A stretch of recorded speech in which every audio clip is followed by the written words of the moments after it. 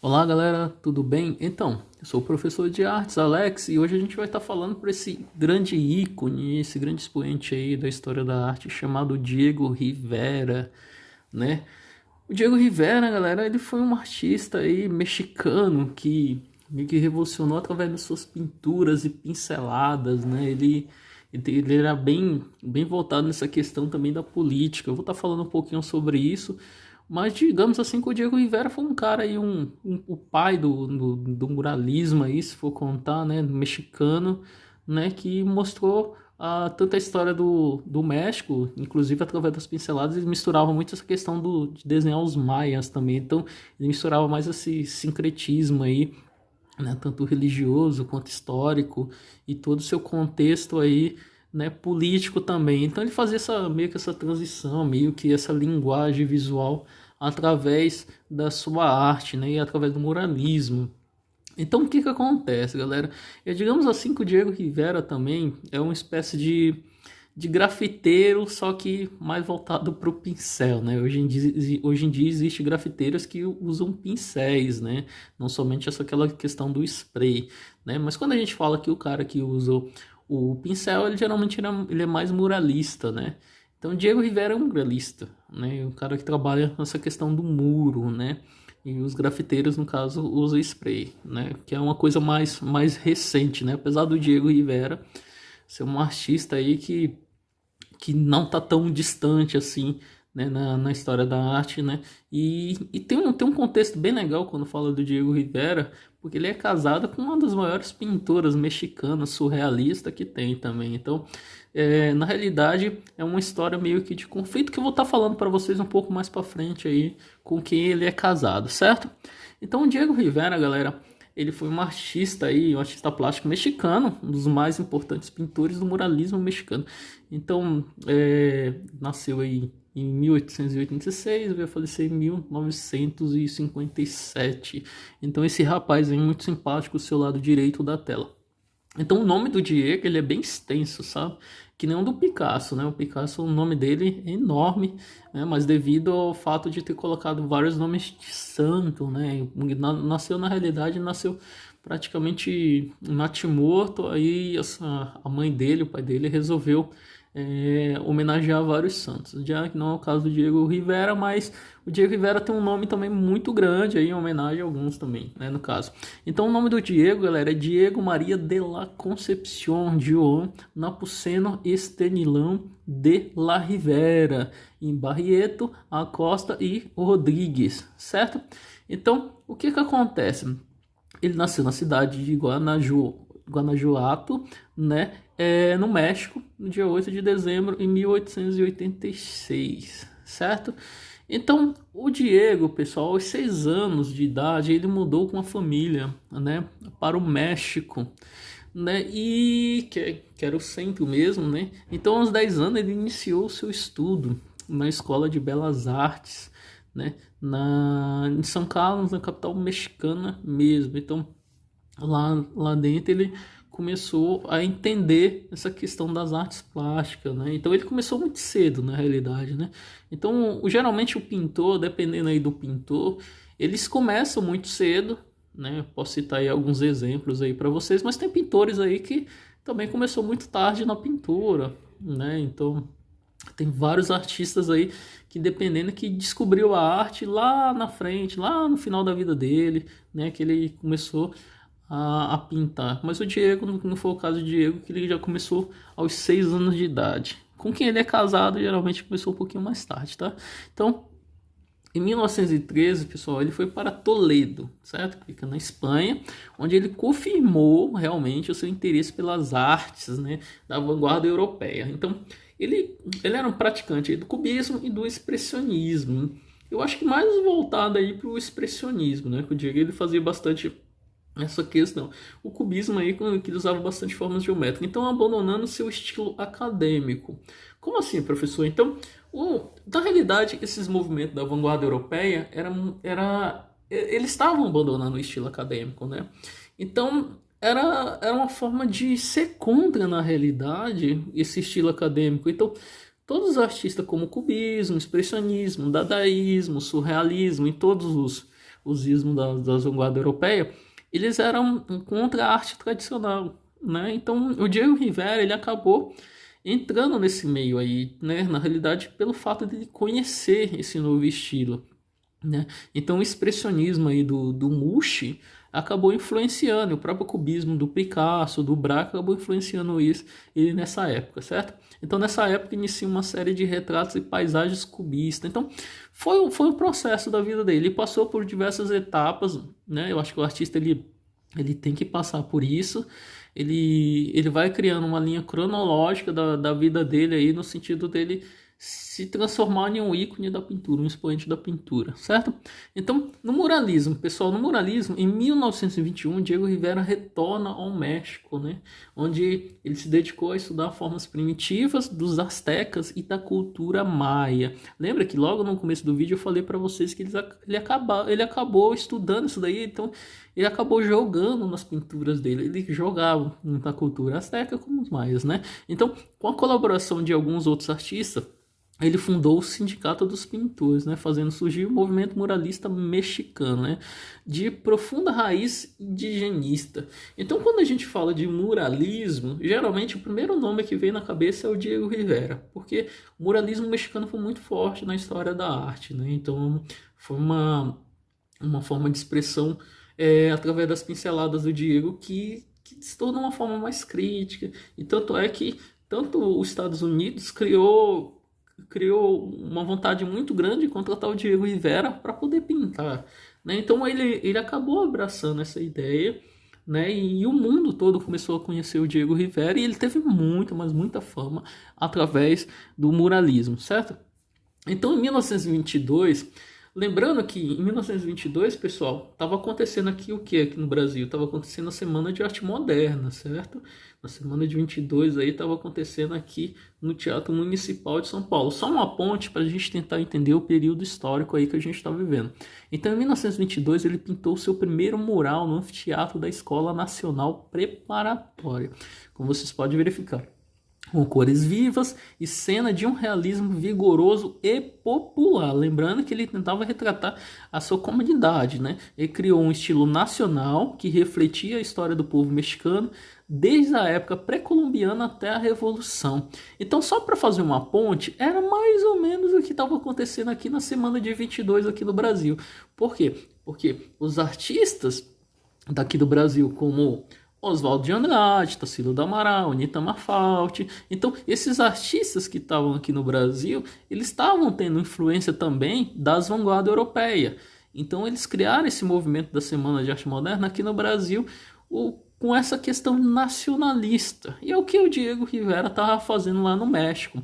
Ele estava nacionalizando, ele estava mostrando o que aconteceu, contando a história, muito voltado a essa questão popular, certo? Então, só uma ponte aí para a gente tentar entender como a questão da nacionalidade, essa questão dele estar retratando a cultura de um povo, era importante para os artistas da época, certo? Então, continuando aqui, pessoal, em 1929, né, ele pintou 3 paredes localizadas à frente da escadaria principal. Isso daí no Palácio Nacional do México, galera. Olha o tamanho da obra, galera.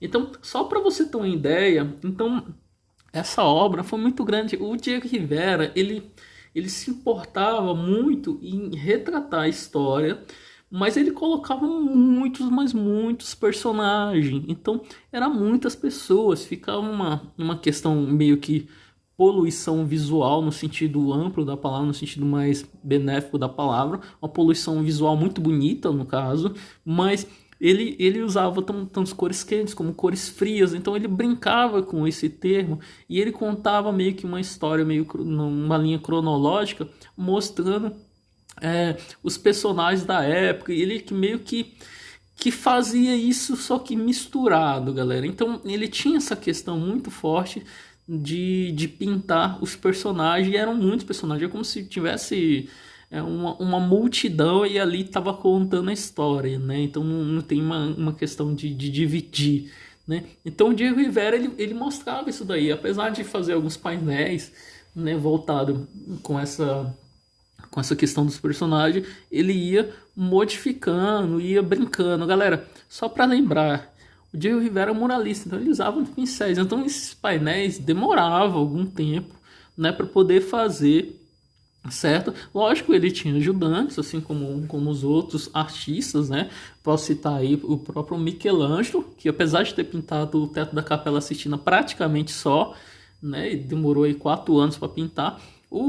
Ele também tinha seus ajudantes, não tinha que montar um andaime, tinha toda aquela questão de linha, traço, forma, esboço, para poder construir uma bela pintura. E o Diego tinha seus ajudantes, sim, tudo bem?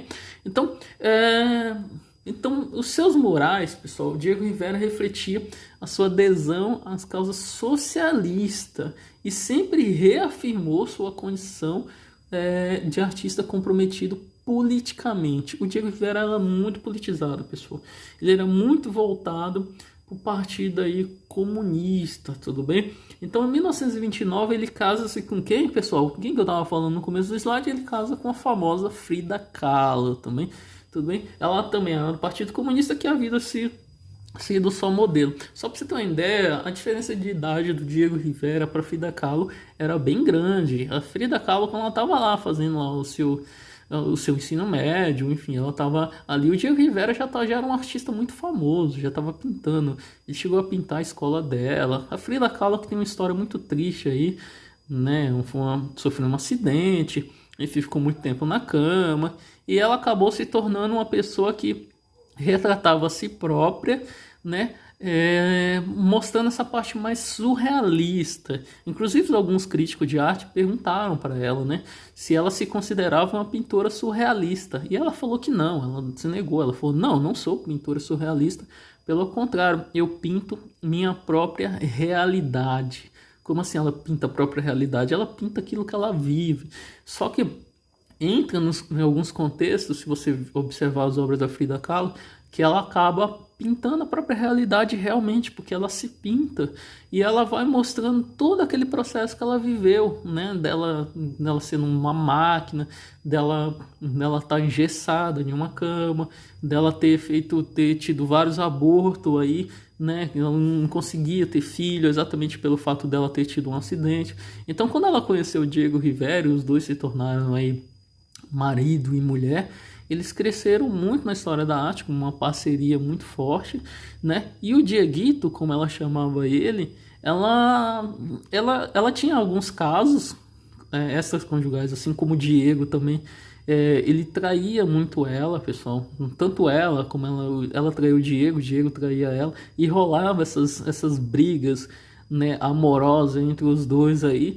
Mas no final os dois sempre ficavam juntos, né? Era mais ou menos essa relação de amor e ódio entre os dois pintores, tá bom? Então, continuando aqui falando sobre o Diego, em 1930 e 1934, Diego Rivera ele reside nos Estados Unidos, galera. Então ele passa um tempo lá, ele passa 4 anos nos Estados Unidos e nesse período ele realiza um mural, pessoal, só para você ter uma ideia, um mural no pátio interno do Instituto de Arte de Detroit, pessoal. Então, com o tema, olha só o tema, pessoal, o homem na encruzilhada, e uma alegoria com uma figura do Lenin, galera. Você tem noção? Ele fez o Lenin, pessoal, um soldado soviético, e a obra, os Estados Unidos ficou tão emputecido com isso daí que resolveu destruir, tá bom? Então pediram pro Diego apagar, mas o Diego, como eu disse para vocês, ele era um cara bem voltado para essa questão política, certo? Então ele provocava na realidade, né? Então, continuando aqui, pessoal, então ele regressou no México, né? Ele saiu dos Estados Unidos e ele foi para o México e ele pintou, pessoal, só para você ter ideia, o mesmo mural no terceiro andar do Palácio das Belas Artes, com o título O Homem Controlador do Universo. E ele desenhou o Lenin também, de novo. Ele colocou o Lenin lá no cantinho lá, que você pode ver. Então ele tinha essa questão política de retratar, sempre através do muralismo, personagens da época aí que ele gostava muito, certo? Então, em 1936, galera, logo após ele chegar dos Estados Unidos, ter pintado o Lenin, toda essa questão, então ele solicitou asilo político para Trotsky.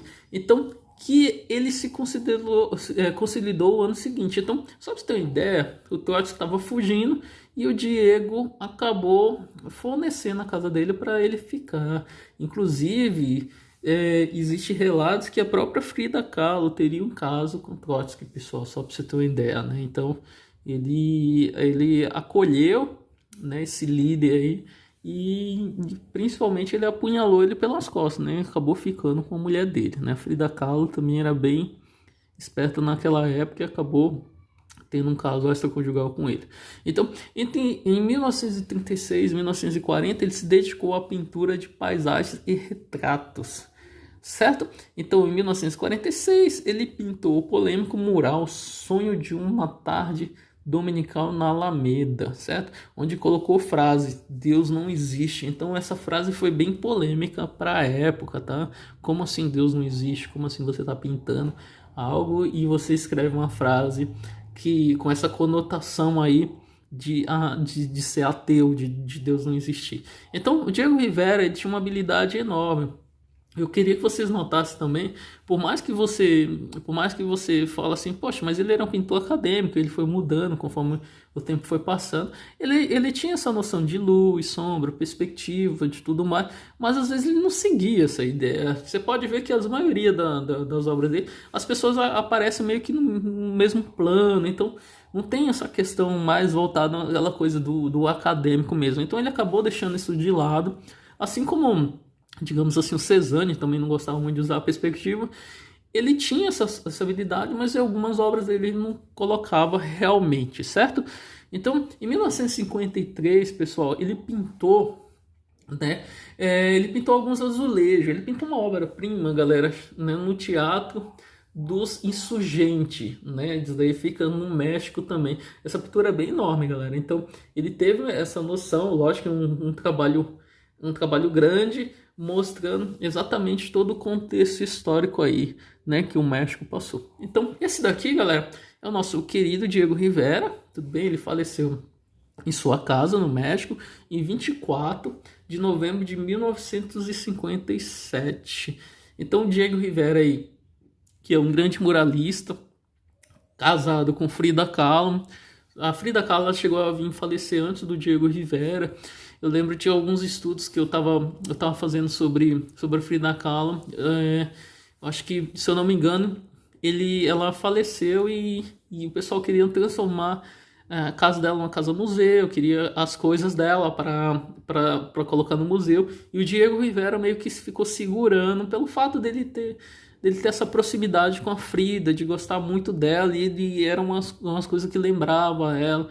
Então, se eu não me engano, após a morte do Diego, que ele acabou, que liberaram realmente para transformar a casa da Frida em casa museu, assim como a do Diego Rivera, porque na realidade o Diego Rivera e a Frida, eles moravam praticamente, quando eles se separaram, ela morava numa casa, ele morava em outra casa, mas tinha uma ponte que ligava as duas casas, então ele de vez em quando ia fazer uma visita para ela e vice-versa.